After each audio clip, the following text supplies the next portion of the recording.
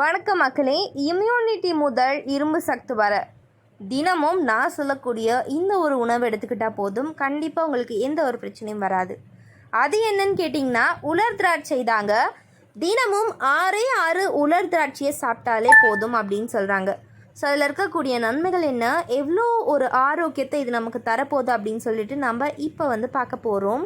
அதை பார்க்குறதுக்கு முன்னாடி நம்மளுடைய சேனலை நீங்கள் இப்போ தான் ஃபஸ்ட் டைம் பார்க்குறீங்க அப்படின்னு சொன்னால் மறக்காமல் சப்ஸ்கிரைப் பண்ணிவிட்டு சைடில் இருக்கக்கூடிய பெல் பட்டனையும் கிளிக் பண்ணி ஆல் அப்படின்ற ஆப்ஷனை செட் பண்ணி வச்சுக்கிட்டீங்க அப்படின்னா நான் போடக்கூடிய தகவல்கள், அற்புதமான விஷயங்கள் உங்களுக்கு நோட்டிஃபிகேஷனோட அடிக்கடி வந்துடும். இப்போ நம்ம பதிவுக்குள்ளே போயிடலாம். ஸோ கருப்பு உலர் திராட்சையில் நார் சத்து அதிகம் உள்ளதுனால காலையில் உங்களுடைய குடல் இயக்கத்தை சீராக்க உதவுகிறது அப்படின்னு சொல்கிறாங்க. ஸோ உடல் ஆரோக்கியத்திற்கு மிகவும் முக்கியமானது. ஒரு சத்தான ஆகாரங்கள் நம்ம எடுத்துக்கும் போது அது நம்மளுடைய உடலில் சத்தாக மாறுது. அந்த மாதிரி ஊட்டச்சத்து நிறைவுகளை நம்ம எடுத்துக்கிறது ரொம்பவே நல்லது அப்படின்னு சொல்கிறாங்க.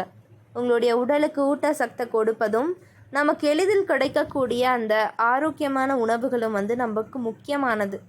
ஸோ தினமும் இரவில் 6 கருப்பு திராட்சைகளை ஊற வைத்து மறுநாள் காலையில் எழுந்து வெறும் வயிற்றில் ஊற வைத்த கருப்பு திராட்சையை சாப்பிடுங்க.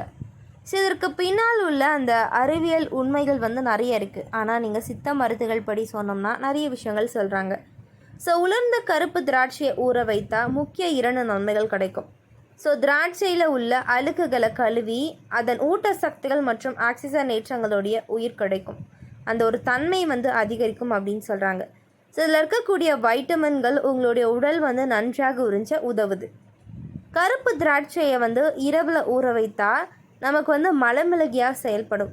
நார் சத்து அதிகம் உள்ளதுனால காலையில் உங்களுடைய குடல் இயக்கத்தை சீராக்க உதவுகிறது அப்படின்னு சொல்கிறாங்க. உங்களுடைய தோல் மற்றும் முடியின் தரம் மற்றும் ஆரோக்கியத்தை உங்களுடைய குடல் ஆரோக்கியத்தை பொறுத்தது. ஸோ நீரேற்றம் இல்லாமல் இருக்கிறது, குறைந்த நார் சத்து உட்கொள்கிறது, மோசமான உணவு பழக்கம், அதிகப்படியான சர்க்கரை, நாள்பட்ட அலர்ஜி மற்றும் மோசமான குடல் நுண்ணுயிரி காரணமாக பலர் மலச்சிக்கலால் பாதிக்கப்படுறாங்க. உங்களுக்கு அதிக மலச்சிக்கல் இருந்தால் ஊற வைத்த கருப்பு திராட்சை உங்களுக்கு நல்லது அப்படின்னு சொல்கிறாங்க. ஸோ நீங்கள் பதப்படுத்தப்பட்ட உணவுகள், தவறான கார்போஹைட்ரேட்டுகள் மற்றும் தவறான உணவுகளை உட்கொள்ளும்போது அவற்றை நார் சத்து இல்லாததுனால மீண்டும் மீண்டும் உங்களுக்கு பசியை நீங்கள் உணர்வீங்க. ஆனால் நார் சத்து அதிகம் உள்ள ஊற வைத்த கருப்பு திராட்சை எடுத்துக்கொள்ளும் போது நீங்கள் நீண்ட நேரம் முழுதாக இருக்க முடியும் மற்றும் மனச்சோர்வை தவிர்க்க முடியும். ஊற வைத்த திராட்சை உங்களுடைய இரத்த சர்க்கரை அளவை அதிகரிக்காமல் கூடுதல் கலோரிகளை சேர்க்காமல் பராமரிக்க உதவுகிறது அப்படின்னு சொல்கிறாங்க. மேலும் இதில் இயற்கையான சர்க்கரைகள் இருப்பதனால அவை ஆரோக்கியமான சிற்றுண்டியாக இருக்கும். இது உங்களுடைய எடையை நிர்வகிப்பதற்கும் சர்க்கரை பசியை கட்டுப்படுத்துவதற்கும் பெரும் பங்கு வகிக்கும் அப்படின்னு சொல்கிறாங்க.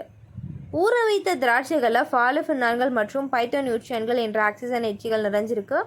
இவை உங்களுடைய கண்களை ஃப்ரீ ரேடியேட்டர்களுடைய சேதம், வயது தொடர்பான மாங்குலர் சிதைவு மற்றும் கண்புரை ஆகியவற்றிலிருந்து பாதுகாக்கவும் உங்களுடைய கண் ஆரோக்கியத்தை பராமரிக்கவும் பல வகைகளில் உதவுது அப்படின்னு சொல்கிறாங்க.